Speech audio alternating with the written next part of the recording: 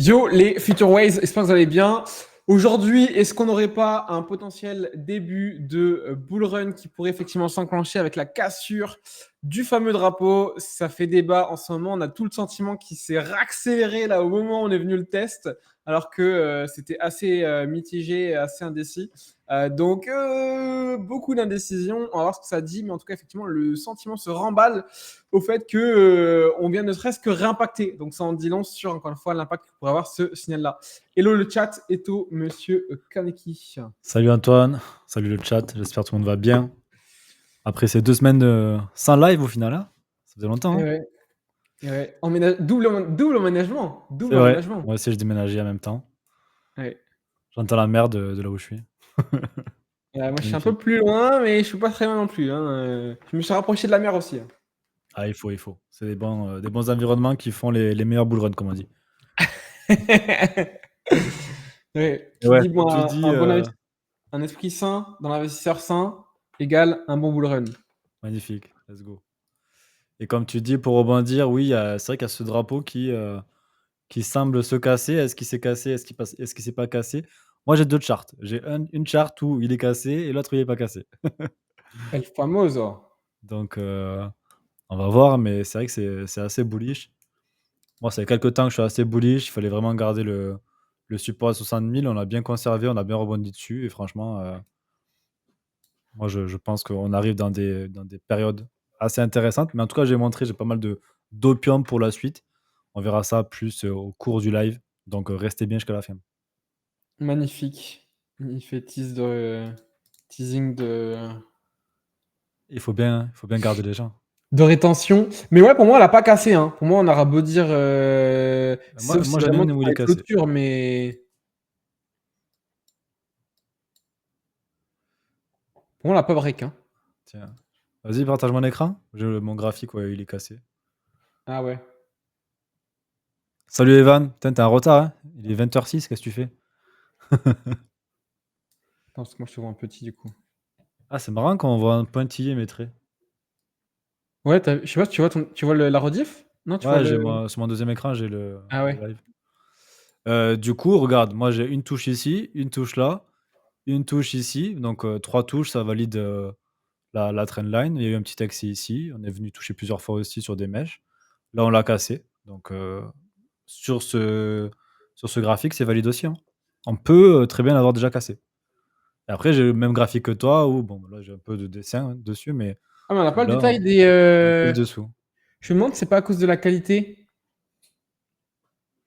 C'est-à-dire le détail. Je peux le monter encore à 1000 et quelques là. Ouais, je le ferai la prochaine fois, mais. Comment ça, mal tracé, Evan? Il est pas mal tracé, hein? Il est Mais bien parce qu'en tracé. fait, je pense qu'on voit pas le détail de tes bougies là sur le graphe. Ah ouais, ok. Ouais. Et si je l'agrandis? Ah ouais, si, mais faut. Comment ça se Je fait que pense que c'est à cause de la c'est qualité. c'est flou comme ça? Je pense que c'est il faut que je le monte en 1000 et quelques, je pense. C'est de ton côté ou c'est de mon partage? Non, non, c'est le partage. Je pense que c'est la rediff qui bride le truc. Ah d'accord. Et tu veux pas le monter, attends. Ah non, c'est 720. Ouais, non, non, là, il serait le bordel. OK, bon, bah, tant pis, mais en tout cas, c'est bien validé, hein. Il y a bien les trois Ouais, t'as touches. 3 tests, là, on le voit. Là, on le voit. Bouge plus, bouge plus. On le voit. Mais ouais, pour moi, en fait, le truc, c'est que. En fait, j'essaie de prendre une synergie commune et en fait, pour moi, ce qui a le plus de pertinence, c'est de récupérer l'attente commune du marché, la vision commune du marché, en fait. Donc, pour moi, si je dois retracer le graphe et que je trouve que j'ai besoin de le repositionner au niveau de ma trend, bah, j'hésite pas à le retracer. Et aujourd'hui, si je devais retracer la trend là, bon, bah, pour moi, effectivement, il y a plus de sens à aller choper le haut de la trend qui aujourd'hui n'est pas à break, quoi, tu vois. Bah, après, on peut très bien revenir retest aussi sur ce côté-là et ça fera Ouais, mais le retour de l'autre. là-dessus, je Donc, suis pas forcément. Je sais pas un dans tous les reproche. Je suis cas, pas en forcément ter d'accord en avec ça. termes de AT, enfin, en termes d'AT, c'est quelque chose qui est valable. Maintenant, enfin, Mais pour moi, il l'AT, faut sortir des c'est codes, justement. subjectif. Ouais, mais tu veux sortir des codes, mais tu as aussi quand même les règles de base qu'il faut pas non plus négliger, tu vois? Mais moi, justement, pour moi, les règles de base, elles sont là pour avoir des bases. Et pour moi, le plus important, c'est pas les règles de l'AT. Pour moi, le plus important, c'est l'intégralité de comment le marché va voir graphiquement la réaction du prix, en fait, tu vois. Ouais, après on verra bien, ce qu'il en est. Ça peut Et je très sais que bien c'est le débat, rejeter, hein, parce qu'à chaque je fois, comprends, ouais. quand j'ai des gars qui sont pro athées, à chaque fois ils ont le débat et à chaque fois ils sont pas d'accord avec moi. Je le sais très bien systématiquement. Moi, là-dessus, je suis. En fait, pour moi, c'est une évidence. Si tu prends le recul avec un regard psychologique, avant d'être purement de l'athée, parce que l'athée, encore une fois, c'est rien de plus que de la psychologie. Pour moi, on a un désaccord et avec beaucoup de mecs sur l'athée, hein, je suis pas d'accord avec ça. Donc, J'entends ce que tu veux dire, ouais, je comprends. Maintenant, moi, c'est pour ça que je montre les 2 graphiques. J'ai 2 graphiques, un qui comme le tien au final, tu vois? C'est mon graphique principal celui-là, où au ouais, final on est au même endroit. Bon, il y a beaucoup de dessins, je sais pas si je non, je crois que j'en ai ouais, pas d'autres. c'est bon, on voit, on voit. Où là, on est pareil sous la trendline, mais il y a aussi ce graphique qui montre qu'on l'aurait peut-être cassé. Donc, Ouais, ouais, mais moi, comme je te dis, d'un point de vue en termes vision datés, psychologique du marché, pour moi, celui il est pas, enfin, il est beaucoup moins impactant que l'autre. ouais, parce que celle-là, personne la montre, tu vois? J'ai vu personne la montrer, heu, elle fait pas trop de bruit. Maintenant, en termes datés, c'est valable. Maintenant, on verra ce qu'il en est, par la suite, Mm. hein. Salut Florence, salut Bounty, Hello, hello. j'espère que vous allez bien. Mais du coup, vas-y, tu veux que je continue sur des news ou tu veux, commencer sur, Non, bah, ouais, on peut enchaîner comme tu veux en vrai. J'aurais bien envoyé un peu comme ça, on bombarde un vas-y, peu. vas-y, en gros. On est good. Hello à ceux qui viennent de rejoindre. Du coup, ouais, donc là, en fait, pour moi, là, c'est clairement, voilà, ceux qui viennent de reprendre, c'est un peu ma vision de comment moi, si je voudrais vraiment tracer, c'est soit je prends vraiment les deux points extrêmes, on a ici et ici celui-ci. Et là, j'ai vraiment les deux extrêmes. Ou alors, j'essaie de retracer un peu plus arrangeant, mais c'est pareil. Pour moi, je reviens pile poil sur des RTS et on est pile poil là. Donc, ça se trouve, je peux avoir tort, hein, mais encore une fois, moi, je Mmh. préfère largement prendre le consensus psychologique de comment les gens pourraient l'interpréter que purement les règles d'analyse technique dans les bouquins, etc., quoi. D'ailleurs, si je peux rajouter un truc, en soi, quoi qu'il en soit, pour moi, le plus important, c'est quand même de casser le dernier plus haut qui est aux alentours de 70 000 $. C'est vraiment le point vraiment à casser, juste un peu avant. En premier en tout cas, déjà venir casser celui-là. Ah, c'est ici, ouais. Ouais. Tant qu'on ne viendra pas casser ici, on peut très bien rester en tendance baissière, donc là Ouais, aussi je te rejoins par rapport à ça. carrément. Et du coup, ouais, je disais en story, ma petite trend, moi, je l'aime bien, hein. Ouais. Et en fait, c'est pour ça que pour moi, tant qu'on reste dans cette zone ici, en fait, ça reste hyper bullish parce qu'on arrive à resserrer la zone. Donc, la zone d'accumulation, même si elle est baissière, parce que c'est une figure du drapeau, on est quand même dans une phase d'accumulation sur un certain cadre, entre guillemets, de prix. Et tant qu'en fait, on reste dans cette borne-là, en fait, on a enlevé la partie baissière, entre guillemets, d'accumulation du drapeau et on garde que la partie haussière. Donc, en fait, on a de moins en moins de rejet de la résistance qui est ici, du coup, en orange. Et donc, tant qu'on reste ici, mais pour moi, c'est un signal de plus qu'on est vraiment en train de passer dans une phase encore plus bullish de ce drapeau-là qu'on avait avant. Ouais, mais tu sais qu'en vrai, moi j'ai un peu la même zone, mais c'est pas avec cette trendline, c'est avec justement, le support qui date, du top de 2021. Je sais pas si Ah, tu vois lequel c'est? On a tracé un support, pas vraiment ici. ouais, mais Hop. en fait, c'est toujours le débat entre est-ce que je prends les mèches ou est-ce que je prends les clôtures, et si je prends les clôtures, sur quel time frame en fait. C'est ça le truc. C'est qu'à chaque fois, ta time Moi je prends frame, en toujours fonction les de comment tu mèches. regardes, elle va Après, bouger, quoi. moi je prends toujours les mèches en général. Les clôtures, je suis pas hyper fan. Après Ah, tu l'as tracé en weekly, ça se voit assez bien. ouais, mais du coup, la mèche. Là, tu prends toutes les mèches là à gauche, tu fais un petit rectangle là, tu prends toutes les mèches à gauche, tu traces et là tu arrives sur, un support qui se fait rejeter au début là du drapeau, de l'accumulation qu'on a actuellement Ah oui, je vois. Ok, d'accord. et qui a rebondi, récemment, dessus. Donc, ce que tu voulais dire, j'imagine que c'est ça. Exact, ouais. Et du Et en coup, tu plus, vois, là, du coup, là, ça on est en train de confirme rejeter aussi avec coup ton de c'est ça. mèche dessus, donc on est en train de le tenir, ouais, effectivement. Ça fait une double zone, donc c'est pour ça que ça Ah réagit ouais, aussi très bien avec ta trendline, tu vois? ouais, ouais. Je faisais un petit teasing, enfin, j'en parlais vite fait, aussi en interne pour ceux qui sont chez nous. Là-dessus, ceux qui vont voir le live ou qui sont en rediff, hello à tous ceux qui viennent de rejoindre. En fait, vous devez pas avoir, et c'est ça, en fait, on a ce prisme du culte, etc., en mode oui, un mec, c'est un pro d'analyse technique, donc s'il a dit ça, c'est binaire, etc. Non, l'analyse technique, en fait, ça reste purement arbitraire. En fait, c'est un peu comme un prisme où il y a, je dis une bêtise, 80% des personnes qui vont penser B, il y a 10% des personnes qui vont penser C, il y a 10% des personnes qui vont penser Z, par exemple. Je schématise, mais dans l'idée, c'est vraiment ça. Et il n'y a rien d'absolu, en fait, sur l'analyse technique et sur les différents types d'analyse. Donc, à prendre en compte. Et effectivement, chaque résistance, chaque support sont jamais forcément une ligne droite exacte. c'est des zones, mais qui sont plus ou moins parsemées d'importance ou pas, etc. Donc en fait, on pourrait tracer la même zone avec plusieurs niveaux différents, etc. Ça ne serait pas non plus totalement faux. Donc c'est pour ça que c'est aussi à vous en fait, d'avoir des bases sur la T, parce que en fait, une personne aura toujours des biais en fonction de comment elle a ses habitudes de tracer, de comment elle a l'habitude de voir le marché, de le considérer, etc. Et c'est important, quand vous suivez une personne, de connaître et de comprendre déjà les biais de la personne que vous suivez. Ça, c'est extrêmement important. Et ça, malheureusement, la plupart des personnes ne le font pas, d'avoir du recul là-dessus. Et en plus de ça, d'être capable de vraiment juger les choses par vous-même et de prendre uniquement les arguments de la personne et éviter d'être trop biaisé, du coup, de par justement la social proof, etc., tous les biais qu'on connaît, effectivement, d'autorité qui vont, effectivement, encore une fois, déformer votre vision du monde et la réalité du marché à l'instant T, quoi. Petit point péda, mais c'est extrêmement important à mon sens de faire ça. D'ailleurs, je reviens vite fait sur ma trendline que j'ai montré tout à l'heure, mais en Ouais. weekly, elle est encore mieux.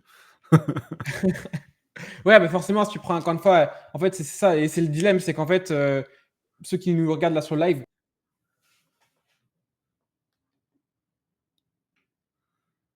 Ah, ça a bugué ou quoi?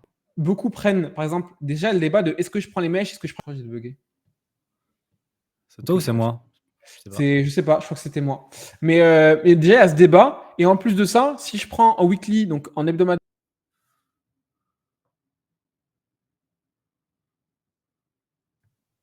Oh là là, on Ouais. m'entend? Ouais, ouais. Ouais, ouais, ouais. OK, bah, écoutez, autant pour moi. Bref, du coup, je disais, je sais pas, du coup, ça m'a coupé. Mais du coup, effectivement, il y a déjà le débat de est-ce que je prends les clôtures de bougies ou est-ce que je prends les mèches? Et donc déjà ça nous fait des signaux différents. Et si je regarde ma clôture, en hebdomadaire, bah, par exemple, là, je l'ai à 71 000, alors que si je la regarde en mensuel, bah, vous le voyez, on est évidemment, je suis full décalé. Mais en fait, on peut avoir des décalages entre la différentes, échelles de temps qu'on vient prendre. Par exemple, si je prends sur 3 mois, elle vient me faire encore fausser. Mais là, par exemple, vous voyez, j'ai perdu des clôtures au milieu. J'ai perdu des clôtures, alors que si je prends en weekly, en hebdomadaire, ben là, j'ai regagné les clôtures qui étaient ici, qui n'apparaissent plus sur le 3 mois, par exemple. Donc, c'est pour ça que c'est des angles de perception, et c'est pour ça que ça demande un peu de profondeur quand même, de ne pas éviter de se faire piéger et avoir une bonne profondeur sur la partie analyse technique, quoi. Bref, Ouais. Du coup, toujours atteindre les clôtures aussi. Toujours atteindre les clôtures. ouais, Clôture ouais, ouais, weekly, c'est important quand même. c'est ça. Du coup, donc au niveau sentiment, c'est plus ça va et plus on s'efface, on oublie complètement la crypto. Donc ça, c'est tout bénef, hein, vraiment. C'est- D'ailleurs, si tu regardes sur ça, si tu me fais des recherches sur YouTube, tu regardes crypto, en vrai, c'est pas dégueu, hein. Il y a pas mal de recherches. Ah ouais? Ouais, je sais pas si tu sais qu'on peut le faire. Recherche sur le web, là, clique dessus. Recherche sur le web. Ouais, pile en face de toi, au-dessus du graphe, en dessous d'Ethereum. Ça, c'est NFT. Recherche sur le web, je vois pas du Ouais, tout. ici, là. À droite, à droite, à droite, un peu à gauche. Ah, pardon. Putain, Là, tu mets recherche YouTube et du coup, ça te met la tendance sur YouTube. Ah, ok. Et là, tu vois que c'est des graphes à chaque fois différents parce que je pense que les gens ont tendance aussi à beaucoup rechercher sur YouTube. Ouais. Et les très, très jeunes font, beaucoup de recherches sur TikTok. J'avais vu des trucs comme quoi, les nouveaux moteurs de recherche, c'était plus, YouTube, TikTok et cetera, quoi. Ouais, ouais. Et là, si tu mets crypto, tu as un graphique qui est encore différent. Ok.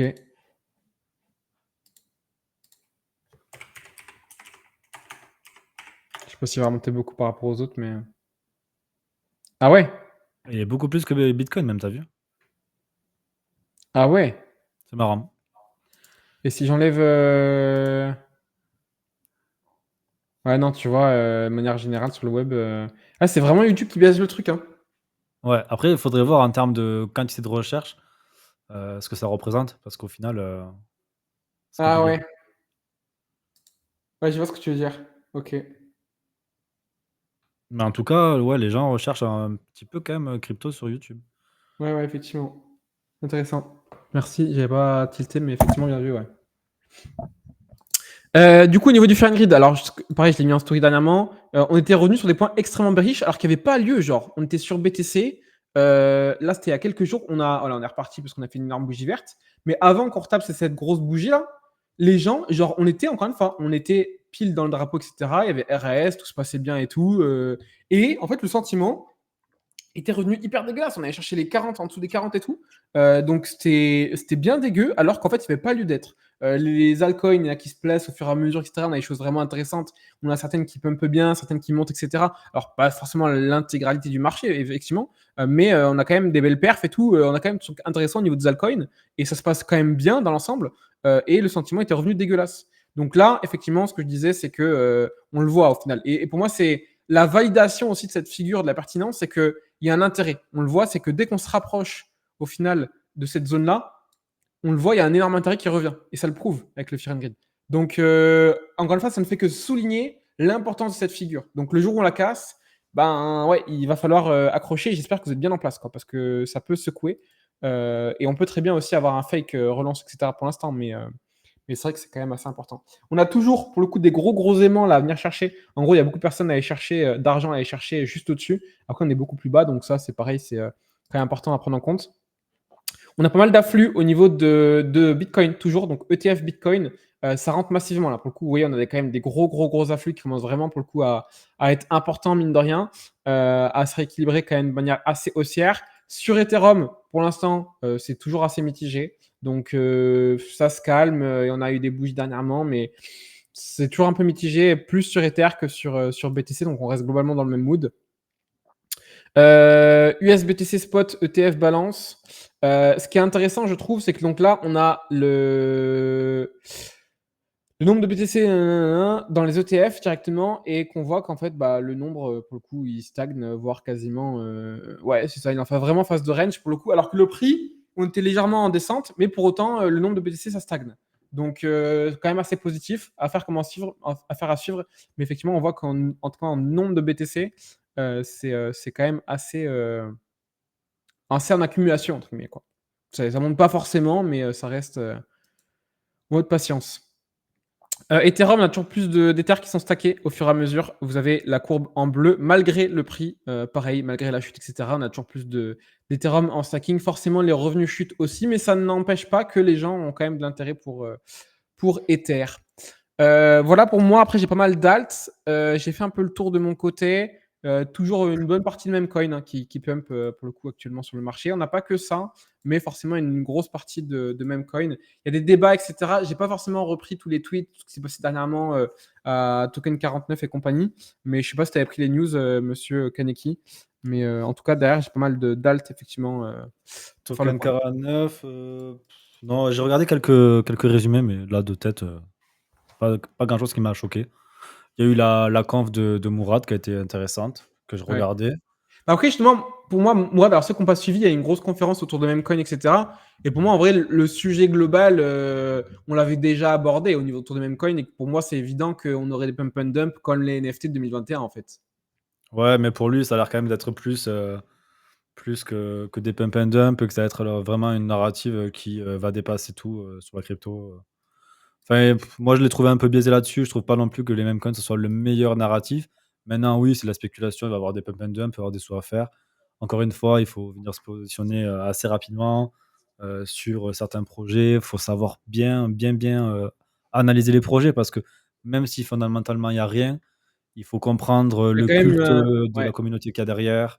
Est-ce que Bah, c'est beaucoup de vraiment narratives, hein, je pense aussi, hein, en beaucoup de vrai. Hein. narratifs? Parce que en fait, Memcoin, c'est de ce qu'il disait en tout cas, je vais reprendre ce qu'il disait, c'est une communauté tokenisée, donc c'est comme une communauté qui va être sur un forum, soit qu'au final, là, elle est sur la crypto avec des tokens, Ouais. et elle va être représentée soit par une philosophie, soit par un symbole, soit par une bannière. Donc au final, ça représente la philosophie par exemple, des RPP, tu vois, des RPP, il y a cette philosophie de cette grenouille, c'est un mème, voilà, les gens s'identifient à ça. Il y a NPC qui là, ça va être pour les comment on appelle Les ça? PNJ. Les PNJ, voilà, les gens qui, di Les gens, entre guillemets, qui réfléchissent pas trop et qui suivent un peu la masse, quoi, pour faire vraiment un raccourci. voilà, c'est ça, ceux qui passent leur vie à boire des cafés en terrasse, par exemple. Donc voilà, c'est des gens qui vont s'identifier à ce genre de culte et qui vont être à fond là-dedans, qui vont venir défendre corps et âme. Moi, je le compare un petit peu à la XRP Army, tu vois? Ouais. XRP Army, c'est un mème aussi dans la crypto parce que XRP, voilà, on sait tout ce que c'est c'est le même coin en soi. Et il y a toujours des gens qui sont là sur Twitter à venir, défendre XRP, à dire: «Voilà, XRP ça valait 1 $, XRP ça va être à 100 $», enfin bref. C'est un grand débat, c'est un grand débat. Ouais. Est-ce que tu as des choses à nous montrer, du coup, monsieur Kaneki? Ah, j'en ai plein, Allez, j'en ai plein, j'en ai plein. t'es ready? Ouais, vas-y. Bon, on va faire, assez rapide. Déjà, il y a Van Eck qui a lancé un fonds de 30 millions sur la crypto et l'IA. Donc, ça fait un peu suite à ce qu'on avait dit. On en avait montré déjà, c'était, je crois que c'était BlackRock et Microsoft qui avaient lancé un fonds à 30 millions sur l'IA. Donc, bon, c'est pas les seuls, voilà. Il y a Van Eck aussi, qui est un gros, gros fonds, d'investissement. Je crois qu'ils ont investi aussi sur l'ETF, BTC, non? Ils en ont un, je sais plus, si c'est eux Il me qui l'ont ou semble, pas. ouais. J'ai plus les refs, mais Ensuite, on a Grayscale qui lance son trust sur Aave. ça, c'est bon, ça. Donc, les gens qui investissent chez Grayscale vont pouvoir acheter du Aave. C'est pour rappel, le trust sur Sui, c'est un truc qui a quand même pas mal poussé Sui aussi. Ouais, j'allais le montrer Après, il n'y a pas justement. que ça, mais c'est pas la même narrative, quoi. Mais c'est Sui, un bon truc. voilà. Bah, tu vois le trust, sur Grayscale, il a été ici pour Sui et ensuite on a eu cette grosse montée. Alors est-ce que c'est corrélé ou pas? Pour moi, c'est un déclencheur de l'activation de la narrative qui était déjà en place, en fait, en vrai. Mais C'est possible, ouais. Ouais, ouais, clairement. Donc, Aave, je sais pas trop à quoi il ressemble là. non, il n'y a pas de gros tour significatif dans l'instant T, mais je viens de DeFi, check. Le truc, c'est qu'en Aave, fait, encore une fois, c'est ce que je dis, c'est qu'en fait, il y a. En fait, pour moi, pas le grand-chose. trust qu'on a eu sur Sui n'était qu'un peu la goutte d'eau qui a fait déborder le vase, alors que là, le vase, il n'est pas encore plein entre guillemets, en termes de narrative par rapport à AVE. Donc pour moi, c'est pas forcément comparable en termes de move. Ouais. Ouais, c'était ici. C'était ici. Donc bon, après on verra, peut-être que ça permettra de faire monter, Aave un peu Ça plus, pourrait aider, ouais. pendant le bull run. Également, il y a un jeu crypto, Ah ouais, ok, triple ok. A qui a dépassé Fortnite sur, Epic Games, je crois que c'est le truc. Sur Epic Games, ouais.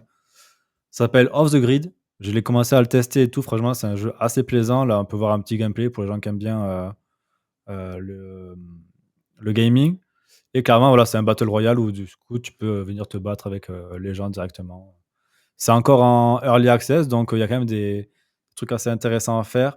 Le but du jeu, ça va être un petit peu, beh, déjà de survivre jusqu'à la fin, d'être les derniers survivants, battle royale. Et après, quand tu vas ramasser des armes dans les caisses, tu peux tomber sur un petit carré, que ça peut être bleu, ça peut être, violet, ça va être de la rareté. C'est un peu une boîte que tu peux venir extraire dans le jeu. Donc il faut que tu ailles à l'endroit pour l'extraire dans le jeu, que tu résistes pendant 2 minutes le temps que tu l'extrais et après tu la récupères et tu peux l'ouvrir et dedans tu peux avoir, des armes, des cosmétiques, des équipements, voilà, plein de choses qui donc sont des NFT et qui peuvent être revendus sur leur place de marché. Donc voilà, c'est que le début. Il Ouais, y a ça, il y a beaucoup de pas rumeurs sur le fait que ça peut bien prendre, hein, mine de rien, sur les items et tout là. Ouais, moi j'ai quelques items là, ils valent, je sais pas 75 de leurs pièces, mais bon, pour l'instant leurs pièces elles sont pas listées nulle part. Il y a pas grand chose, comme document. J'ai pas trouvé de white paper, même en demandant, j'ai pas eu de white paper. Ça, c'est la petite boîte ici là qu'on voit. Hop, je sais pas, on l'a vu? Ouais, ouais. Bref, on s'en fiche. Hem et Il y a beaucoup de bruit autour de Off the Grid, hein, niveau US, et cetera. Alors il y a un j'imagine que là, très vu gros que bruit c'est parce qu'ils ont live, ils ont lâché le marketing sur, pas mal ouais, d'influenceurs, hein. ouais. Il y a eu, je crois, Donc si Ninja, le plus gros influenceur, dans ce truc-là. Ils ont pris le meilleur, de Call of Duty, de l'histoire. Il y avait, Gotaga qui a joué aussi, des Français ouais. avec Locklear et cetera, donc pas mal de monde. Ouais, ouais, donc là, ceux qui suivent le live, il y a pas forcément, je trouve encore beaucoup de personnes qui en parlent énormément sur, la partie francophone, mais ça ne pourrait potentiellement tarder parce que ça fait beaucoup de bruit, mine de rien, aux US et c'est un des plus gros jeux qui est attendu. En plus, c'est sorti, prévu PS et Xbox et cetera, donc c'est plus juste, PC, un petit Axie Infinity comme 2021. La GameFi est vraiment en train de passer un vrai step. Donc est-ce que ça sera entre guillemets, une grosse vague de la GameFi, etc., comme on a pu potentiellement l'anticiper? Je suis pas sûr qu'elle soit tout de suite, mais ça va pas négliger, quoi, parce que ça peut vite arriver aussi, en plus avec l'arrivée de l'intérêt qui peut revenir sur le marché, etc. Ça peut vite exploser, hein, pour le coup, hein. Ouais, tout à fait. Surtout que bon, c'est que le début. Il y a des gros noms dessus, je crois il y a plus de rien que si on regarde sur Twitch, il y a plus de 150 000 personnes qui regardent. Franchement, c'est plutôt sympa et surtout, ce qui est intéressant, c'est que les gens qui y jouent, ils ont même pas de conscience qu'il y a des NFT derrière. Ça, c'est Ouais, vraiment, ouais. vraiment, Ouais, ils ont vraiment cool. vraiment caché la partie Web3 et c'est vraiment une base Web2 où vous avez un axe Web3 qui est développé en plus. Et Voilà. les gens en fait ne sont pas dépendants de la partie Web3, contrairement effectivement à beaucoup de jeux. Et moi, c'est un peu aussi ma thèse sur la GameFi. Le problème, c'est que déjà, c'est compliqué de faire un bon jeu qui soit vraiment tracté, qui ait une vraie adoption, etc. Déjà ça. Et si en plus tu rajoutes une complexité sur laquelle elle repose sur une économie Web3, ben en fait, même si ton jeu il est bien, mais que ton économie elle est mal gérée, qu'il y a des soucis, etc., de par la communauté, etc., pump and dump, trop de volat, etc., en fait, ton jeu va perdre sa pertinence à cause de la partie économique. Donc, en fait, la partie économique va tirer une balle dans le pied au jeu qui est bien. Donc, en fait, c'est un peu une double difficulté qu'il faut combiner l'une avec l'autre. Donc, séparer les deux permet en fait vraiment de réduire le risque au niveau de la pertinence du jeu au final. Donc, c'est bien, je trouve. Ouais, ouais, ouais, clairement, en tout cas, en termes de triple A aujourd'hui, c'est les seuls. C'est Ouais. les seuls que j'ai vus pour l'instant, donc affaire à suivre.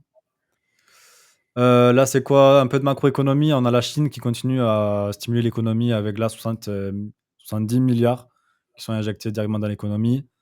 On a aussi, normalement cette semaine, ça c'était quand? C'était le 11, on est le 16, donc d'ici le week-end, ouais, 283 milliards qui devraient être, injectés pour booster l'économie.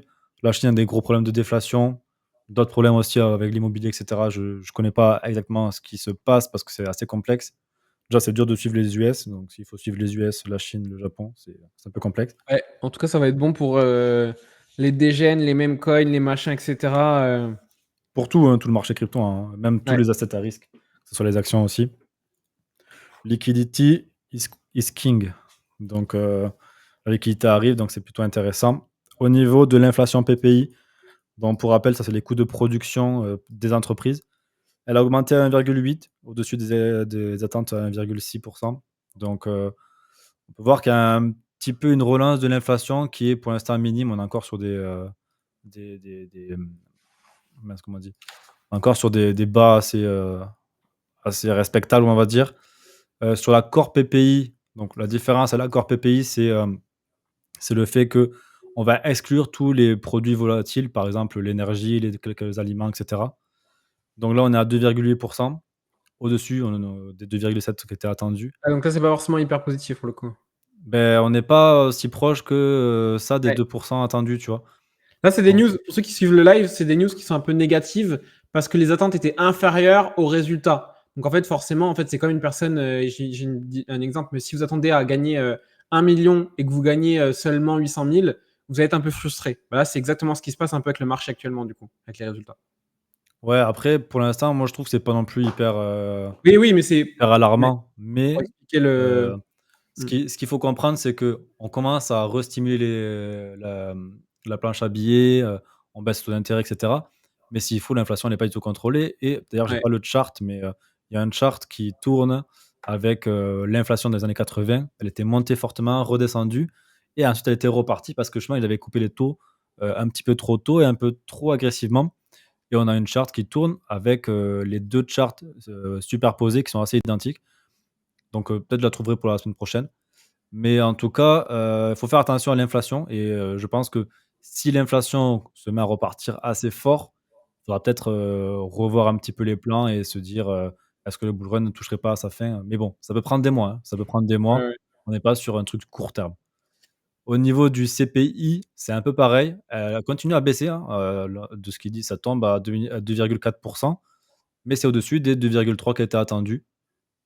Donc la CPI, c'est plus l'inflation qui va concerner les ménages, tout ce qui est alimentation, logement, transport, habillement, et cetera, OK. frais de scolarité, et cetera.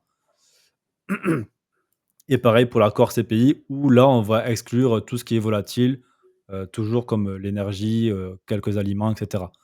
Donc là, on est encore un petit peu au-dessus, on voit qu'il y a une mini relance. La core CPI, elle a pour la première fois, remonté, depuis mars 2023 alors qu'elle était toujours en train de descendre.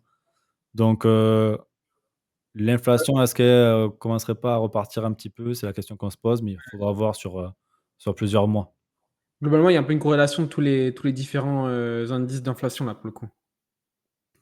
Ouais, forcément, je pense qu'il y a un petit peu tout qui est lié. Forcément, les Mmh. entreprises quand elles ont les coûts des produits qui augmentent, beh, leur marge, elle baisse. Donc pour combler Ouais, la marge qui baisse, ils vont augmenter les prix. Donc, du coup, ça se répercute sur la consommation des ménages, et cetera, quoi. ouais. Ensuite, on a, au niveau des, sans emploi, il y a eu 258 000 personnes qui ont déclaré être au chômage contre 230 000 qui étaient attendus. J'ai dit 258 000 ou 258 millions? Ah, donc c'est plus du coup. 258 Ok. 000, hein. Ouais, donc c'est plus, donc c'est pas forcément positif ça par rapport au chômage. Donc, potentiellement, on a quand même, un marché du travail qui se contracte. Mais à côté de ça, on a aussi des bonnes nouvelles parce que donc du coup, les non-payroll, non-farm payroll, c'est les nombres d'emplois qui sont ouverts, qui sont pas agricoles et là, on a 254 000 alors qu'on s'attendait à 140 000. On a quand même, 110 000, emplois qui ont été ouverts en plus. Ok. Ouais, Donc donc ça on a une veut espèce dire d'équilibre au final quasiment entre les deux là au niveau des données qu'on a. complètement, ouais, et on a le taux d'emploi, le taux de chômage qui, est à 4,1 donc qui est descendu Ok. de 0,1. Donc pour l'instant, il semblerait qu'on ait, le taux de chômage qui soit contrôlé. Ok. L'emploi n'est pas à grand risque, on va dire, Euh, C'est mais des, pour rappel, excuse-moi, je te coupe, mais du coup, pour ceux qui sont sur le live, etc., là, c'est quand même des données qui sont extrêmement importantes. Bon, ça fait macro, etc. Tout le monde n'est pas forcément passionné par la macro, peut-être, mais c'est quand même des données qui sont particulièrement importantes parce que le marché l'anticipe et donc en fonction de ces résultats-là, bah, en fait, on peut avoir un pricing qui soit plus ou moins positif. Donc là, le fait qu'on soit quand même correct, ça va, mais c'est quand même des choses qu'effectivement qui sont quand même importantes à avoir un peu de regard dessus, même si on sait que tout le monde préfère les altcoins, etc. Vous inquiétez pas, on va y venir. Mais voilà, c'est quand même un cadre aussi important à pouvoir suivre et à avoir en conscience, quoi. tout à fait. Ce qu'il faut prendre conscience, c'est surtout que si on n'a pas de macro favorable, on n'a pas d'altcoin. Tout Mm. simplement. Donc, ce qu'on veut, c'est essayer de comprendre comment le marché il fonctionne. Est-ce qu'il est dans une économie assez stable pour pouvoir justement rentrer en expansion et nous donner un bull run? Si on n'a pas d'expansion monétaire, on n'a pas d'apport de liquidité, ben on n'a pas de bull run. C'est comme ça que ça fonctionne, en tout cas actuellement, et c'est pas prêt de s'arrêter, à court terme en tout cas. Après, je crois que c'est un peu d'opium que j'ai là sur les 5 derniers, donc si tu veux reprendre le temps avec un peu d'altcoin, Ouais, ouais, comme tu veux. on peut voir ça après. Tac, tac, tac. Je bascule là. Lui, il va se mettre un grand écran. J'ai de l'alpha, j'ai de l'alpha. J'ai regardé AAVE, donc on a bien eu là effectivement première début de cassure, etc. Ça s'envole progressivement, comme je disais. Pour moi, AAVE, ça va être un peu la force tranquille qui va monter doucement mais sûrement. C'est un peu une valeur sûre. Juste attention, je fais un petit rappel. S'il y en a qui sont des gros bacs de Hondo, etc. Libération, du coup, à anticiper aussi, parce que ça va être janvier. Donc, je vous laisse gérer au niveau de vos portefeuilles, mais ça à pas négliger. Dans les petits signaux d'alerte aussi, il y avait tout le monde qui était hype sur Cubic à fond, etc. Oui, le futur Tao, etc., etc. Pour l'instant, le Cubic, il se fait déglinguer. Donc, voilà. En fait, encore une fois, petite parenthèse sur les effets de hype. Ça peut être effectivement quelque chose qui est extrêmement bénéfique pour l'appréciation du prix. Mais pour l'instant, un truc qui était quand même pas mal chill dans tous les sens. Bon, bah, le Cubic, pour l'instant, il est quasiment retour à un point plus bas. Donc, c'est pas forcément ultra ouf. C'est pas encore fait. On a encore un peu de marge, mais on est vraiment plus très loin. Et contrairement à beaucoup d'altcoins, il n'a pas forcément beaucoup de traction. Alors que vous voyez, c'est quand même une infra sur la partie intelligence artificielle. Donc, moi, ce qui me dérange aussi un peu avec Cubic, c'est qu'il n'y a quasiment aucun listing. Donc, il y a quelques points où c'est pas forcément ultra ouf, je trouve. Mais affaire à suivre, en tout cas, au niveau de celui-ci. Je reprends un peu les Kings et un peu les actus aussi qu'on avait sur les dernières là. On a toujours notre ami Solana qui nous fait un range de l'espace et je trouve ça particulièrement propre. Pourquoi j'ai ma traîne qui s'est remontée là? C'est une bonne question. Mais on a toujours cette espèce de range là pour le coup à court terme dans laquelle on s'est renfermé et on est en train d'accumuler dedans. Donc assez intéressant de voir vraiment, vous voyez, ça a vraiment pour le coup une espèce de box là pour le coup sur Solana qui est ici, c'est assez impressionnant pour le coup. Donc affaire à suivre, je pense que ça, le jour où ça va péter aussi, ça va reprendre sur sol. Ça peut être intéressant et puis en plus on a tout un écosystème qui est derrière Solana quoi. Celui qui a pété son ATH, donc on avait parlé pas mal de fois sur les lives. Donc là, on a quand même pas mal de concurrents par rapport à celui. Donc on a toute la narrative qui s'est activée vraiment en mode Solana Killer. On a les concurrents aussi Aptos et Sei Les inflations ne sont pas forcément hyper ouf. Il me semble qu'on a déjà parlé également en live. Mais pourquoi pas, c'est quand même pas dégueu. Au niveau du graphe, on a quand même des belles impulsions. Donc, à pas négliger. Pour le coup, là, le graphe est assez insane. Si on vient chercher les points au niveau des 18 $, on va avoir un énorme W, une énorme figure haussière qui serait vraiment, vraiment très, très, très insane au niveau de Aptos. Donc, la config économique d'inflation sont un peu moins bonne que celui. Donc, à vous de voir effectivement si ça vous intéresse comme opportunité. Mais c'est quand même pas dégueu en termes de config. Et pareil, ça, il est quand même pas dégueu non plus. Hein. On tient là, pour le coup, la zone ici. C'est pas non plus complètement dégueulasse.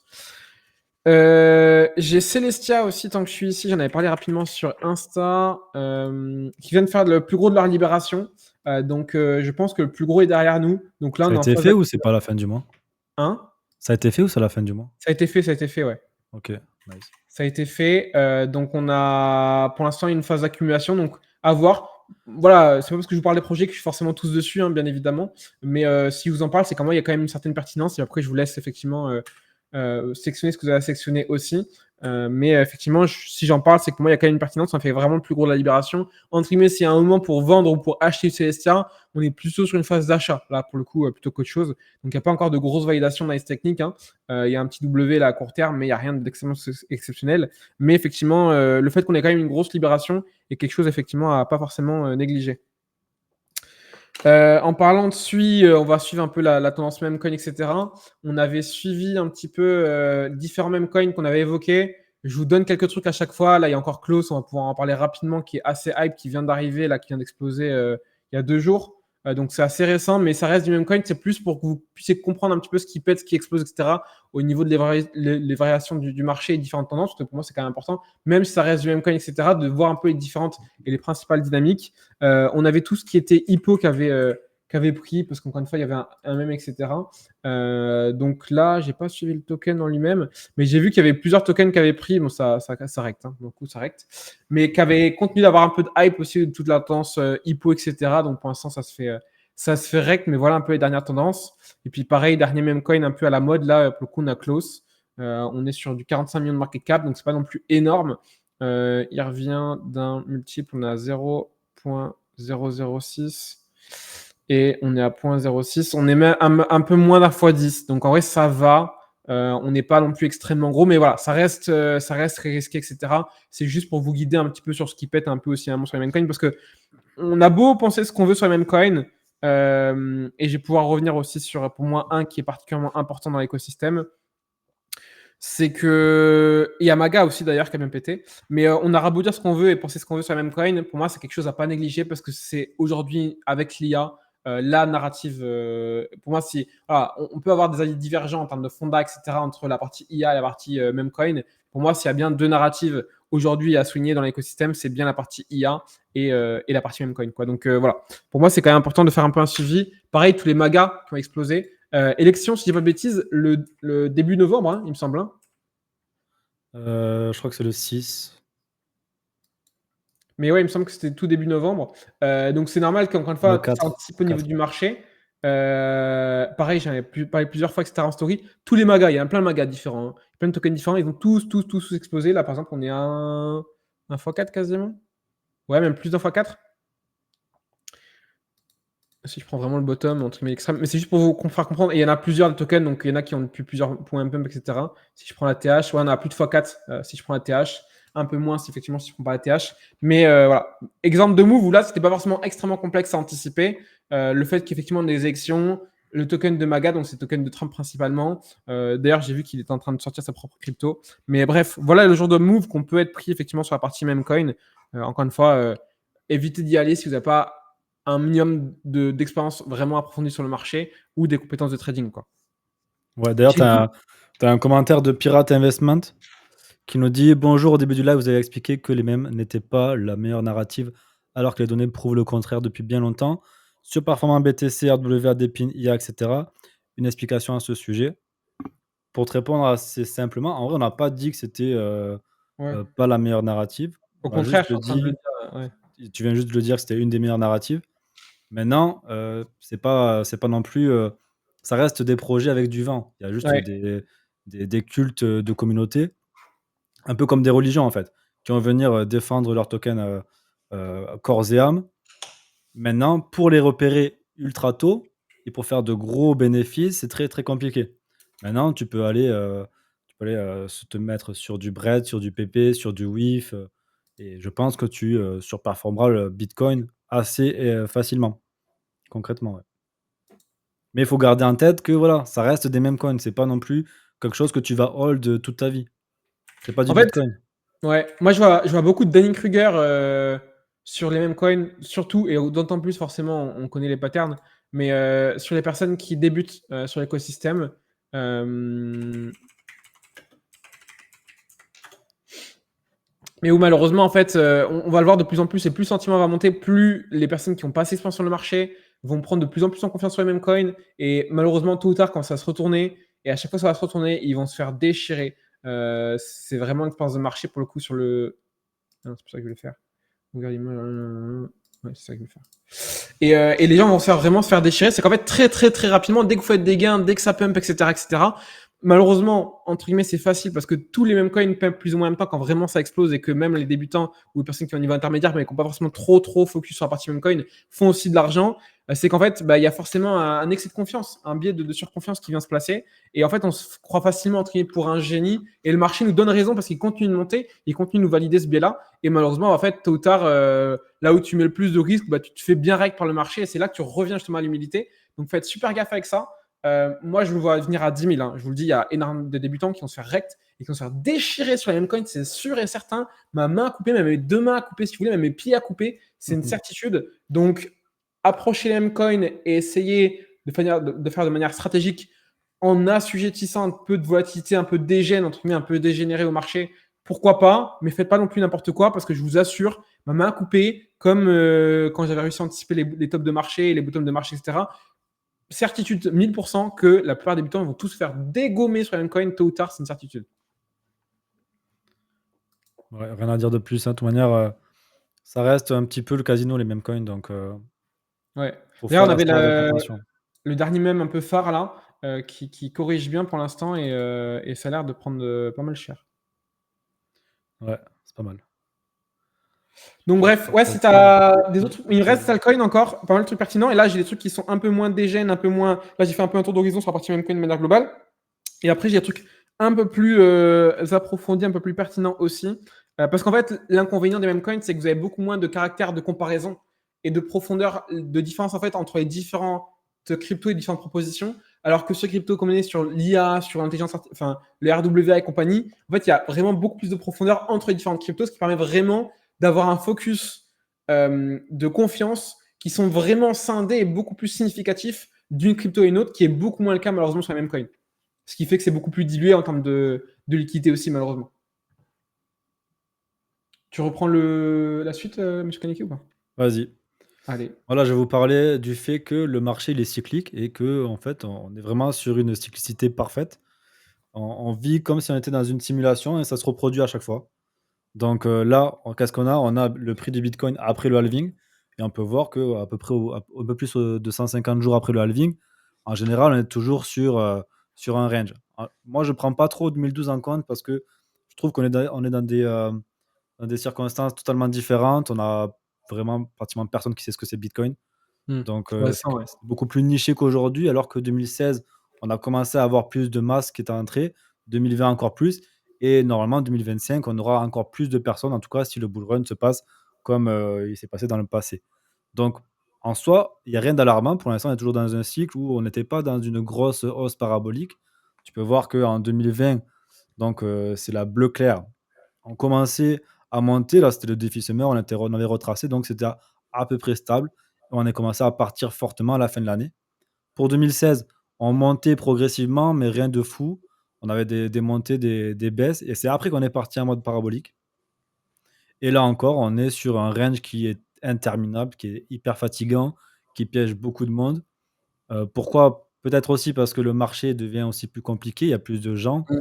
donc il y a plus d'attentes, il y a plus d'anticipation et tout, et donc il faut venir piéger un maximum de personnes. Et donc, logiquement, si on reste sur des marchés cycliques, eh bien, on devrait avoir la parabole qui devrait suivre par la suite. Jusqu'à Historiquement, on a quand même, vas-y. j'en parlais tout à l'heure hein, avec un appel avec des collègues, Mais historiquement, après une belle poussée haussière et vraiment une vraie croissance d'un début de marché haussier, historiquement, en plein marché haussier comme ça, c'est la première fois qu'on a une accumulation aussi grosse, aussi condensée, aussi longtemps, hein. C'est historique, là, ce genre d'accumulation qu'on a sur BTC, c'est historique dans l'histoire de la crypto, hein. Ouais, après, ce qu'il faut prendre conscience aussi là-dessus, c'est que on est dans un marché qui est beaucoup plus gros que les derniers. Oui. Et le marché, en 2020 et en 2016, il était vraiment, peut-être 10 fois plus petit qu'aujourd'hui, avant qu'on explose un bull run. Donc, moi, je trouve que ça fait sens qu'on accumule pendant plus longtemps. Parce qu'il y a plus de liquidité, Ouais. donc ça prend plus de temps. Ouais, mais du coup, pour moi, dit justement, bouchon de champagne encore plus fort le jour où ça part aussi, quoi. Ouais, ouais, carrément. Surtout que là, ça va faire des raz-de-marée parce qu'on peut voir que, il y a les ETF. Que vont faire les boomers, les pères de Tu sais, famille tout le monde qui regarde quand, et tout le monde qui attend en plus, hein. ouais, mais qu'est-ce qu'ils vont faire les boomers et les pères de famille quand tout va exploser? Ouais. Ils vont aller sur leur application, pour acheter des ETF, ils vont acheter des ETF Revolut. BTC et ça va être hyper simple d'acheter du bitcoin alors qu'en général, c'est plutôt compliqué, il faut aller sur un exchange. Comment ça fonctionne un exchange? Est-ce qu'on peut se les envoyer? Est-ce que c'est sécurisé? Blablabla, enfin, c'est un peu plus compliqué donc par rapport à ça, on est vraiment, sur, une similitude assez, frappante. Par rapport, à cette parabole ici qui a été tracée, on peut voir qu'à chaque fois, bon, beh, c'est quand même, assez parlant. On vient toucher après plusieurs, cycles. On a un petit cycle avant ici. On a les élections, le halving qui sont aussi représentés. À chaque fois, entre le halving et les élections, bon, à part en 2012 parce que, c'était encore une autre époque, on avait un marché qui était assez plat. Un marché qui était assez plat et là, on a encore un marché qui est assez plat entre le halving et les élections. J'en avais tracé une de parabolique. Je crois que de mémoire, on allait vers les 150, 170, un truc comme ça, quasiment pareil aussi. Beh, là, ouais, là, sur le graphique là, on serait entre les 120, allez, entre les 110 et les 170. Ouais. Voilà, donc entre 110, 120, 170 et du coup, beh, si on suit encore les cycles, qu'est-ce qui se passe? Eh bien, on devrait, rentrer, dans une grosse croissance, dans ce qu'on appelle un bull run, tout simplement. Mm. Donc là encore, moi, ça me fait sens. Ouais. Pour moi, la Ouais, cassure du drapeau peut très bien être le départ en bull run, hein, pour le coup, hein. je pense que, ouais, ça va être carrément ça, hein. Parce que regarde, à chaque fois, c'est quand on vient casser la TH que le bull run, il démarre vraiment fortement. Ici, là, c'était le cassage du bull run C'est un vrai, petit de la TH, là, c'est vrai. parabole. Ouais. 2020, c'est pareil, ici, parabole.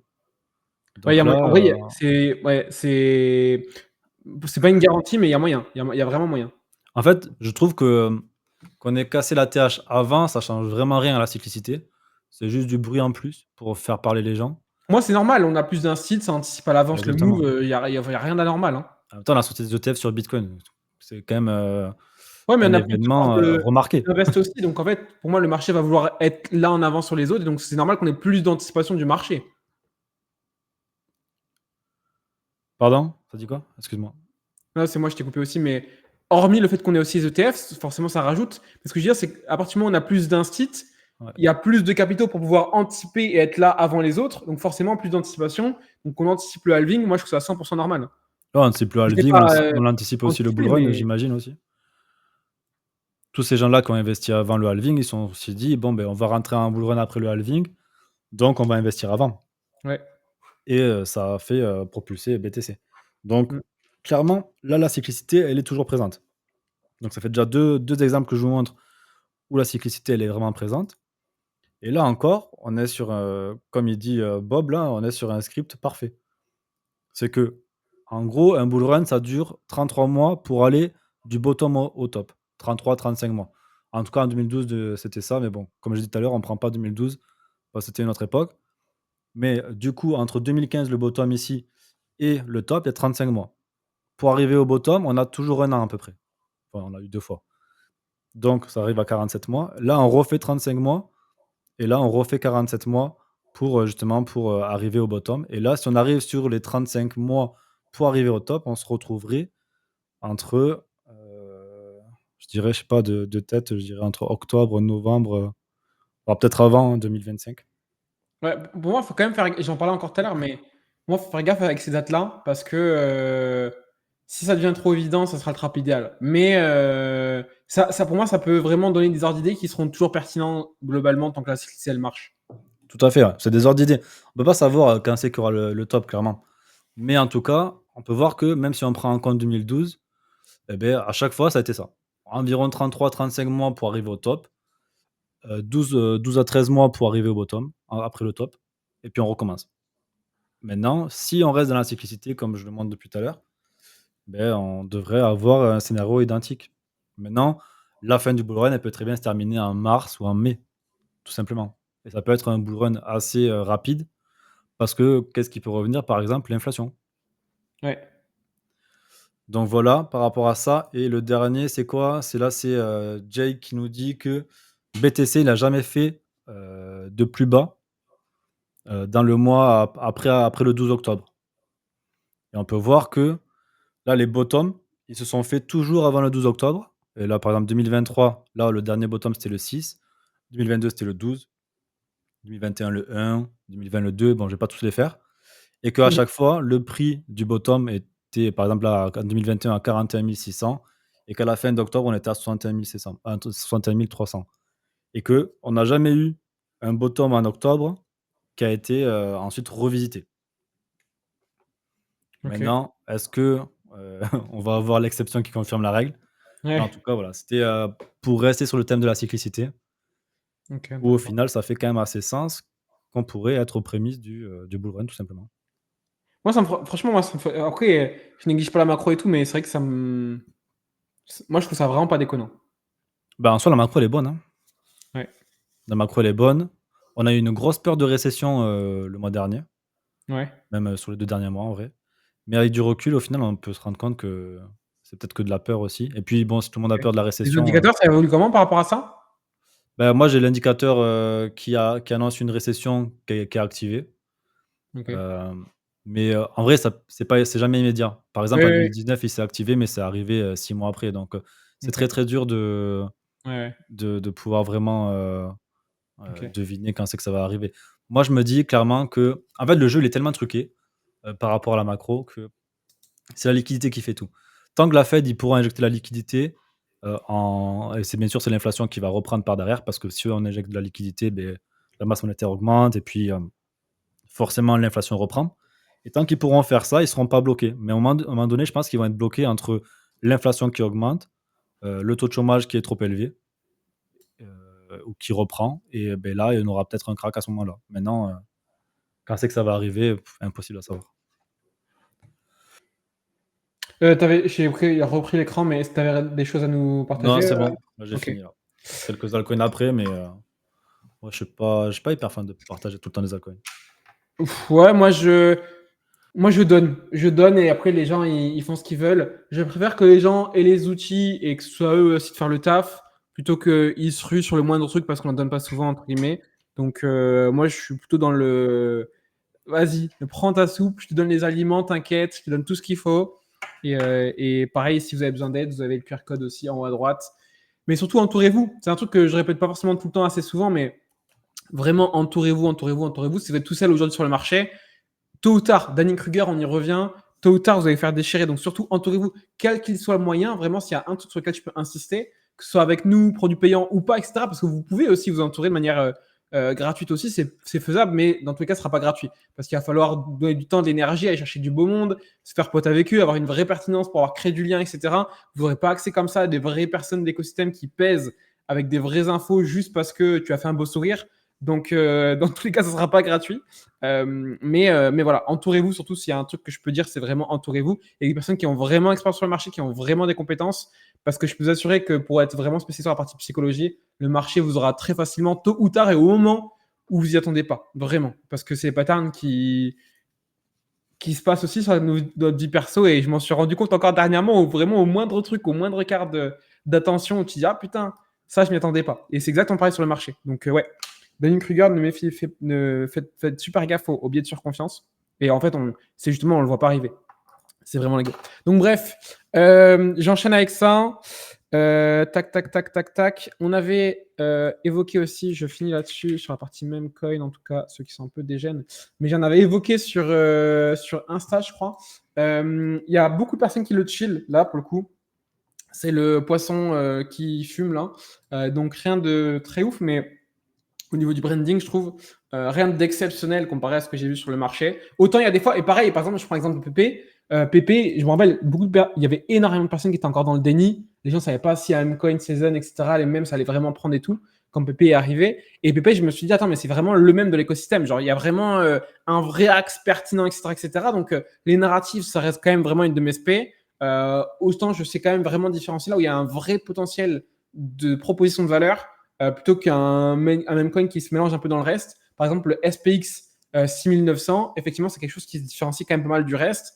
Après, il est quand même hyper valorisé. Donc, c'est un débat. Mais là, il n'y a rien forcément exceptionnel. C'est juste que le graphe était quand même assez sympathique et c'était quand même ultra chill. Pour le coup, ça a poussé un petit peu depuis qu'on en a parlé. Enfin, que j'en ai parlé, je crois, sur Insta. Mais voilà, je vous donne juste le suivi. Il y avait Mew aussi qui était assez sympathique. Ça fait mal de temps déjà que je le voyais là. Mais qui graphiquement est vraiment, vraiment pas dégueu. C'est vraiment assez C'est combien de agressif. market cap celui-là? Parce que je crois que je le surveille aussi. Il est pas si petit que ça, je crois, parce que ça fait un moment qu'il est là. Ouais, je le surveille aussi. Ouais. Je crois qu'il est dans les 5 millions, un truc comme ça. Ah ouais, il est pas. C'est celui-là? Ouais, c'est celui-là. Ouais, 700 millions, c'est énorme, en Ah, vrai. 700 millions quand même. Ah ouais, putain. Ouais. Après, voilà, si on a une catégorie du même coin qui arrive dans les, je sais pas, dans les 200 milliards, est-ce qu'on peut pas avoir des trucs comme ça qui montent à 10 milliards? Ouais. Bah ouais, c'est un peu le débat. Après, personnellement, bon, je suis pas forcément ultra fan, pour être honnête. Là, de celui-ci, au vu de son market cap, effectivement. Et pour moi, encore une fois, il y a ce syndrome de je veux pas louper d'opportunités. Mais la vérité, c'est que dans tous les cas que vous vouliez ou non, vous allez louper des opportunités. Et en plus de ça, vous n'avez pas besoin d'être partout, en fait. C'est vraiment, on voit personne. Pareil, là, on parle de plein d'alcools, etc., différentes. C'est à vous de faire le tri. Mais on le voit systématiquement. Et pareil, quand on récupère des personnes en interne, les gens, dès qu'ils suivent un peu 2-3 personnes, etc., que ce soit sur Twitter, YouTube et autres, ils se retrouvent avec tellement de crypto-monnaies différentes, vous n'avez pas besoin. Vous n'avez vraiment pas besoin. C'est quand même assez sélectif sur vos altcoins. C'est à mon sens vraiment une des clés pour réussir aussi votre bull run. C'est capital. Aptosei, on en a parlé.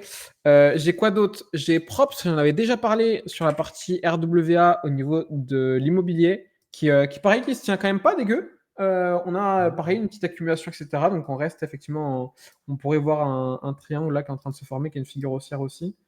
Mais rien d'extrêmement extrêmement agressif niveau bullish, mais c'est quand même pas dégueu. On est sur un petit market cap là pour le coup sur Props. On est sur 44 millions. Vous voyez, comparé à des mêmes coins qui ne savent pas grand-chose et qui ont 700 millions, des 44 millions qui ont une vraie pertinence, un vrai projet derrière, etc., et qui sont quand même sur des narratifs qui ne sont pas non plus totalement dégueulasses, c'est quand même pas négligeable, quoi. Donc, il se tient bien. On a la GameFi. Et je voulais vous le montrer. On a Pulse, là, qui est en train de pulser, justement, au niveau du nom.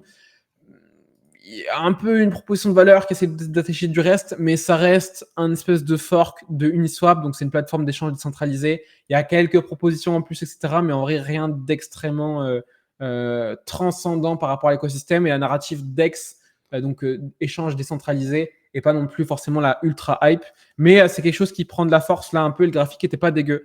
Pour le coup, je vais vous le montrer. PLSX. Il y a un peu de volonté de traction, donc pourquoi pas, c'est pas forcément ultra dégueulasse, mais au moins vous avez l'info. Personnellement, c'est pas forcément une narrative personnelle, mais au moins je tenais à vous l'informer parce que le marché le communique quand même. Après, je bascule AI. Là, j'ai quelques trucs et je finirai moi par ça. Et je finirai aussi sur un même coin, mais du côté de Coinbase. Du côté IA, on a DI qui pousse fort. Ça pousse très très fort. Pareil, les rebonds sont très bien absorbés. Donc pareil, j'en avais parlé en réel aussi sur 3 altcoins à fort potentiel. Et pareil, le teasing extérieur de l'altcoin à fort potentiel que j'avais fait, je les ai inclus, etc. Mais j'ai fait le dernier post en mode éviter d'attendre forcément des confirmations d'analyse technique. Et c'était littéralement le bottom, juste avant que ça pump. Au moins, je l'avais fait. Donc on est déjà à un bon x4 déjà depuis. Donc faites gaffe quand vous voyez ça. En plus, on est en train, là pour le coup, pareil, d'avoir une espèce de biseau. Ouais, c'est pas forcément ultra clean.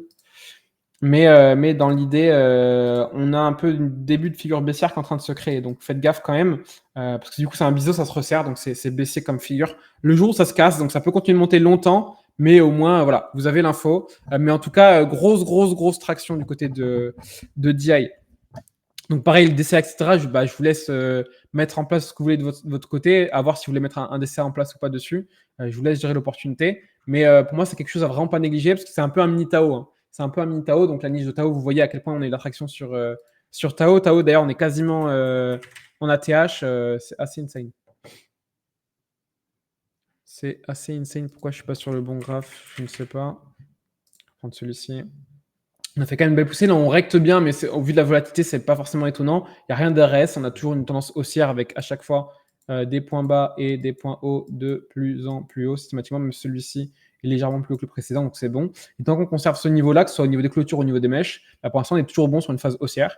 Donc RS du côté de Tao, on n'est plus très loin de la TH. Donc c'est pour ça que pareil, DI va permettre aussi de reprendre la liquidité aussi là-dessus, en partie en tout cas, ou de surfer un peu sur cette narrative-là. D'un point de vue AI, on a AGRS aussi qui pump bien et qui nous fait une belle bougie en direct live. Eh ben oui, effectivement. Une très forte bougie en direct live. Donc c'est en train de pousser du point de vue d'AGRS. Attention quand même, on est à 43% au niveau de la supply. Mais effectivement, on est sur un projet autour de l'IA. Donc des belles poussées. Ceux qui veulent se renseigner, je vous laisse vous renseigner de votre côté. Mais à pas négliger parce que c'était quand même pas mal chill aussi d'un point de vue US et tout. Et le projet n'est pas non plus totalement déconnant surfant sur l'IA. Et là, on a une grosse bougie pour le coup. Donc, est-ce que c'est trop tard de l'acheter, etc. Si pour moi, vous croyez au projet et qu'on est seulement à 50 millions, pour moi, non. Si le projet est bon, clairement, on n'est pas forcément trop gros, quoi. Et je finis par super, j'en ai parlé en story. Je finirai là-dessus, moi, pour moi. Il me reste 3 altcoins. On a bien pété lui aussi. Hein. Ouais, super grosse traction d'un point de vue US. D'un point de vue US, et ça, UFO, Pulse, ça j'en ai parlé. Et j'ai UFO aussi, la partie GameFi. Et c'est un peu en lien d'ailleurs. Mais on est quasiment sur un ATH, en tout cas depuis un bon moment, en tout cas en local. Ça, c'est 2021, décembre 2021. Donc là, on revient faire un nouveau plus haut par rapport à une grosse traction qu'on a eue déjà en mars. Donc déjà mars, vous avez vu, on a eu un beau retour pour le coup sur Super, qui est une blockchain, mais il y a vraiment tout un écosystème qui est en train de se développer. Et ça fait partie des plus gros influx US qui sont autour. Donc ça chill à mort et ça pousse à fond. Donc niveau social, il y a un gros avantage aussi du côté de Super. Il y a un gros écosystème qui est en train de pousser de ce côté-là. Et de ce côté-là, on est aussi UFO qui a un des projets plus ou moins aussi en lien. Donc là, c'est un studio GameFi. Là, autant c'est une blockchain sur Super. Donc plus de liquidité de manière globale. Mais pareil, on est plus gros sur Super. On est quand même sur un market cap qui est quand même assez important. 600 millions. Alors que sur UFO, on a seulement 17 millions. Et pareil, dans l'instant T, on a une très belle poussée là. Et je pense que c'est en lien aussi avec l'influenceur en question sur la partie US. C'est Elliott Trade, pour ceux qui veulent le nom. Mais il n'y a pas que lui dans le projet, etc. Mais c'est son projet principal de base. Donc, je ne sais pas comment ça a évolué. Mais en tout cas, grosse poussée du côté de ce studio-là sur la partie GameFi. Et on a fait quasiment c'est quoi, un bon x2, quasiment une Impostor son projet Hein? C'est pas Impostor son projet? Il en a sûrement plusieurs, connaissant la personne. C'est des gros entrepreneurs de base. Hein. Ils sont connus maintenant comme des gros influx US, crypto, mais de base, c'est des gros entrepreneurs. Hein. Ok. Et je dis je finis, mais j'en finis toujours pas. Je vais pas forcément l'avoir. Non, je l'ai pas. J'ai pas à avoir de graphique là. J'ai qu'un graphique de TVL. Mais Byte, pareil, ça pousse bien. On est sur un très petit market cap, etc. N'hésitez pas à aller check pour le coup ceux que ça intéresse. Parce que c'est quand même particulièrement aussi intéressant. Et pareil, on est un peu toujours dans la même clique.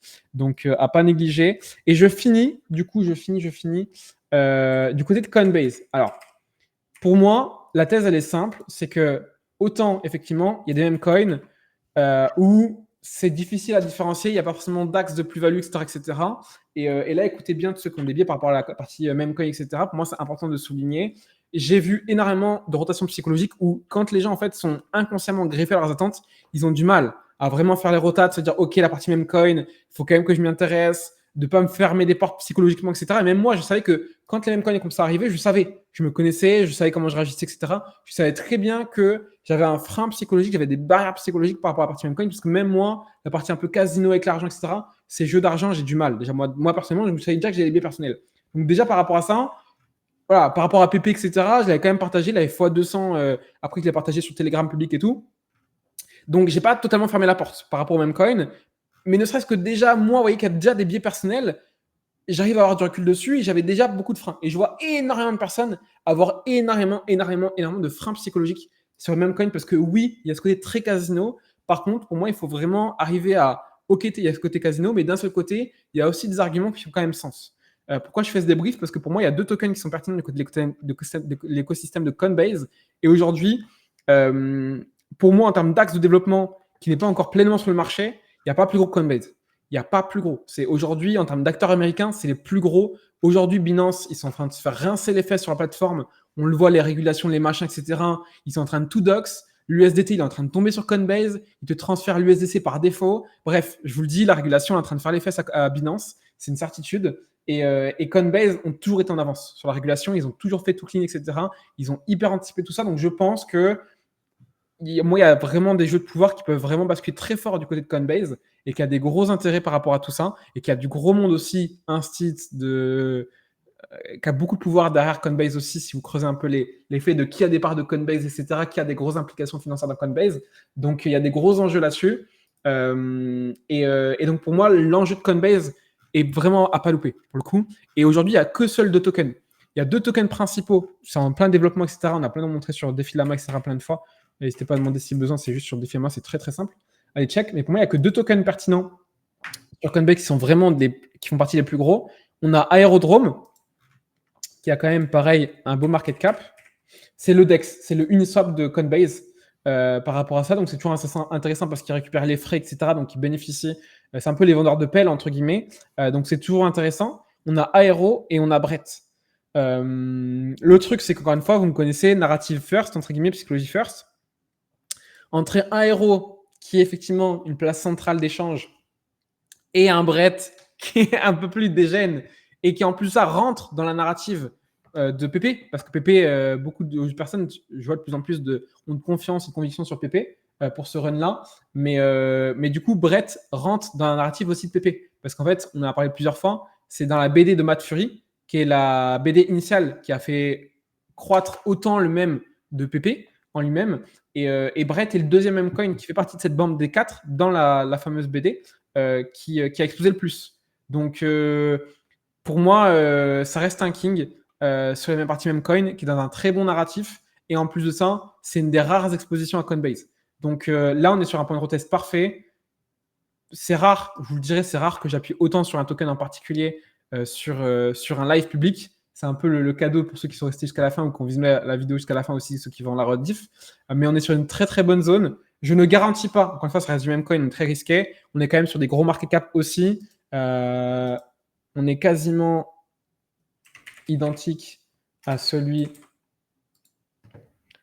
de Aero, on est même un peu plus gros. Il y a des gros influx derrière. Je l'ai vu extrêmement tôt, le Brett. Je n'étais pas rentré dessus pour être honnête, mais je l'ai vu extrêmement tôt. J'ai un peu le seum maintenant que je comprends la profondeur. Mais ouais, pour moi, s'il y a un token entre guillemets dans le marché, un des gros même coins qui a vraiment une certaine pertinence, parce qu'il y a une fusion de beaucoup de social, de beaucoup de chill, de beaucoup de narratives aussi qui s'imbriquent les unes dans les autres avec beaucoup d'enjeux. Brett, en tout cas, en fait partie. Donc voilà, moi je vous donne cette info-là. Vous faites ce que vous voulez, mais ça peut être une opportunité qui peut être pas complètement déconnante. Moi, j'ai rien à rajouter dessus. Ça fait des semaines que je dis la même chose que toi, que l'écosystème Base, il faut le surveiller. Brett et Aero, ils étaient très jolis. Donc carrément, quand la masse va venir, elle va forcément venir par Coinbase, surtout aux USA. Et ils vont finir tous sur l'écosystème Base. Et ce sera le premier même coin. Et après, 1 milliard de market cap, tu vois, quand tu vois que Dogecoin il est monté à 90 milliards de market cap au dernier bull run, je me dis que ça va. Bah ouais, on a quoi là? Ah, on a 1 milliard là. 1 milliard. Dodge, on est à 18 milliards là. On est 20 fois plus gros. Ouais. Encore Dodge, il fait des beaux trucs. C'est un bon sens sur Brett, on va pas se cacher. Mais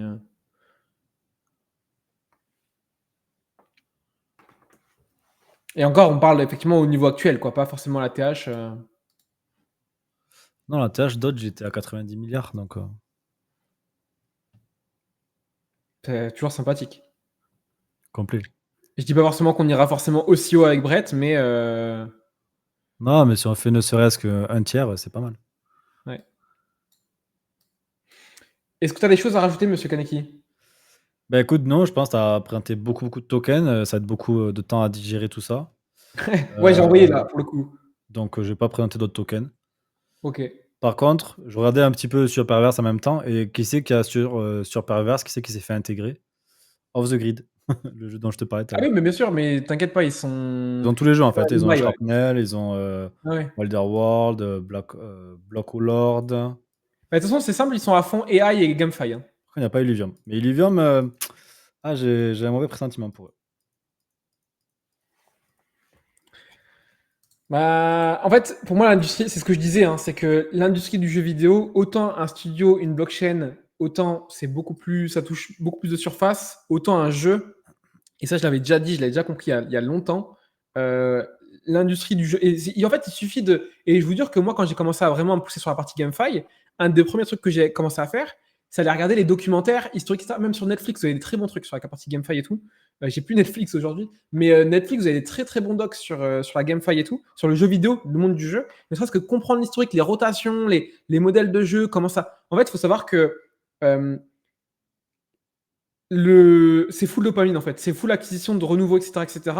Et l'industrie du jeu vidéo est très très cruelle. Est très très cruelle. Si tu as réussi à imposer une marque qui est pérenne dans le temps, etc., tu vas perdurer parce que tu vas pouvoir rebasculer sur la marque, etc. Tu as créé une narrative en fait à elle seule. Par contre, un jeu qui a de la hype et qui fonctionne un jour peut être expulsé du jour au lendemain parce que le marché change, parce qu'il y a une nouvelle innovation qui vient éclipser celle-ci, etc. Et si ta marque n'a pas réussi à persister, tu peux te faire écraser du jour au lendemain. Donc, le monde du jeu vidéo est très très cruel. Donc ça, il faut faire extrêmement gaffe. Et c'est vrai qu'aujourd'hui, en termes de risque par rapport au rendement, spéculer directement sur des jeux, c'est quand même, faut savoir ce qu'on fait, quoi. Parce que c'est quand même quelque chose qui peut rapporter très très gros. Ça peut être très hype en termes d'émotion, etc. Ça peut être très très intense. Mais le retour de bâton peut faire aussi très très mal, très rapidement. Ouais, tout à fait. Surtout qu'il faut réussir à toucher tout le monde. Là, on voit que Off the Grid, tu vois, ils arrivent à faire des belles choses avec notamment un gros marketing. Mais là, c'est une hype, comme tu dis. Et il Ouais, faut que la hype elle se maintienne. ouais. Après, Ouais, tout ça, il y a quand même un gros consensus et un gros écosystème effectivement autour qui est en train d'alimenter le truc. Et les connaissants, ils vont pas lâcher la hype comme ça. bah, si le jeu il plaît en plus, franchement, et qu'ils sont payés à promouvoir le jeu, ils vont continuer à y jouer, hein. Ouais. Ça, c'est clair, hein. Après, le jeu, moi, j'ai joué plusieurs fois et franchement, il est cool. Bon, moi, je suis nul au jeu parce que je joue pas depuis très longtemps, mais mais franchement, je me suis régalé. Donc, ouais, et ça, c'est exemple, hein. Autant, je fais un petit portage vite fait. Vous voyez, là, je suis sur le graphique de Illuvium. Autant, il a une vraie pertinence dans le temps. Il a quand même fait un retour de. On parle quand même d'un gros market cap, hein. Un retour de x4. Donc, c'était pas dégueu. Ouais, allez, c'est pas non plus la perf du siècle, mais c'était quand même acceptable. Et là, ben, c'est fait totalement rect. Et c'est pour ça que je vous dis vraiment, l'industrie du jeu vidéo, faites super gaffe. En fait, c'est vraiment double tranchant. Ça peut être vraiment très, très de bénéfices. Et on l'a vu déjà avec Axie Infinity. Si ça s'alimente et que ça s'auto-alimente, parce que le truc, c'est que le jeu vidéo, d'un point de vue psychologique, je peux vous assurer que si vraiment on a un cycle, ce sera celui-ci ou pas. Mais si par exemple, je dis une bêtise, le prochain cycle du halving, c'est genre le cycle de la GameFi, je peux vous assurer que la hype GameFi peut être 1000 fois plus forte que la hype Memecoin. Je peux vous l'assurer. Parce que là, ce qui va alimenter la partie Memecoin, c'est le social, c'est les Ponzi et les mecs, toutes les agences marketing qui vont alimenter le truc. Mais si vraiment on a un cycle focus GameFi, vous avez des gens qui peuvent faire vraiment tout et n'importe quoi. Genre vraiment, l'industrie du jeu vidéo, c'est une acquisition d'émotions, de psychologique qui n'a rien à voir avec le reste de tout ce qu'on a connu sur le marché actuellement. Donc voilà, c'est un peu d'opium. Voilà, vous anticipez, vous connaissez la narrative. La GameFi, s'il y en a qui a suivi il y a longtemps, déjà en 2021, j'en avais parlé en long, en large, en travers, etc. Et je peux vous assurer que tôt ou tard, on n'est pas prêt à ce qui pètera la GameFi. La question, c'est quand.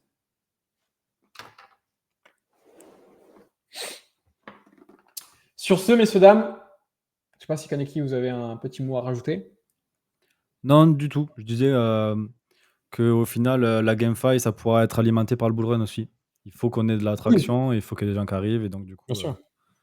ça va de pair. Comme la période qu'on a eu avec Axie, la période qu'on a eu avec Stephen. Ouais.